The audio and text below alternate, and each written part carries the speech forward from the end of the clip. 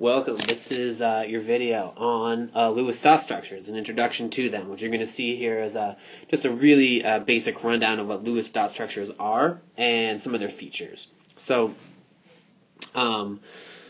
let's see. Lewis dot structure could be described as a way to represent how valence electrons are shared in covalent compounds.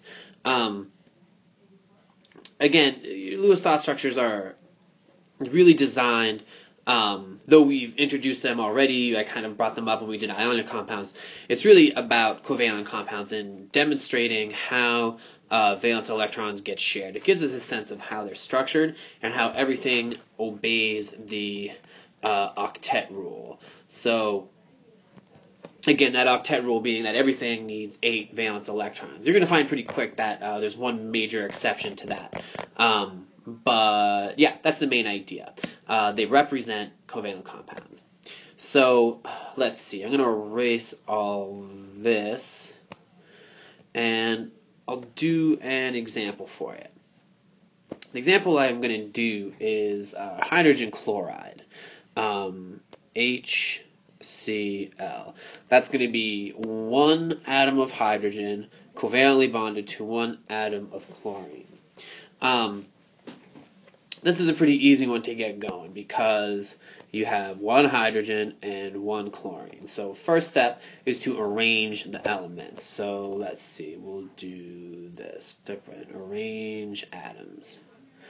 One atom of hydrogen, one atom of chlorine. Second step is going to be to put in the valence electrons for each.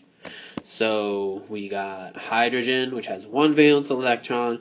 We got chlorine, which has 7. It is in group 7, therefore it has 7 valence electrons. Nice.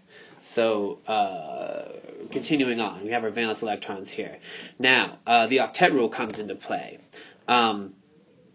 which is that atoms want to have 8 valence electrons. It creates a balance of forces, makes them stable. Hydrogen here, this guy, and I wanted to point this out to you right off the bat. Hydrogen is an exception to this rule. It is a very, very small atom, and because it only has electrons in the 1s energy level, it's going to only need 2 valence electrons. So I introduced that to you right off the bat because we're going to use hydrogen a lot. Most elements require 8 valence electrons to be stable, but hydrogen only requires 2. So, the next step in this thing is going to be to add bonds. So, the way that's going to look is this, and let me get this out of here. A bond is going to be added when you take an electron away from each of the substances. So I took a valence electron off of hydrogen and a valence electron off of chlorine, and instead I'm now going to draw in a bond. There's our bond. Let's see. So a couple things about the bonds. I'm just going to draw a little thing here.